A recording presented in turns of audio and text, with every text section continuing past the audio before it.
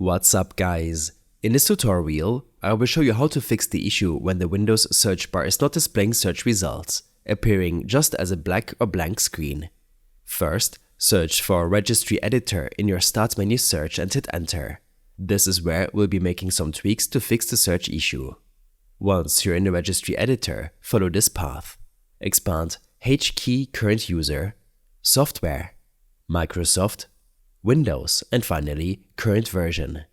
Here, scroll down and find the search folder. Click on it, and in the right panel, right-click on an empty area. Go to New, and then select dword 32-bit value. Name this new dword Bing Search Enabled. After creating it, right-click on Bing Search Enabled, select Modify, and make sure the value data is set to 0. Click OK to confirm. Next, if you're on Windows 10, find Cortana Consent on this page. Right-click it, select Modify, and also set this value data to 0. Click OK to save this setting as well. With that done, let's ensure that the Windows search service is running properly.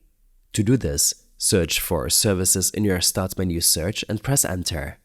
In the Services window, scroll down and find Windows Search. Right-click it, and if it's running, click Restart. If it's not running, you need to start the service by right-clicking, selecting Start, and then Restart once it's running. After restarting the Windows search service, give your PC a restart to ensure all changes take effect. This should fix your problem with the search bar.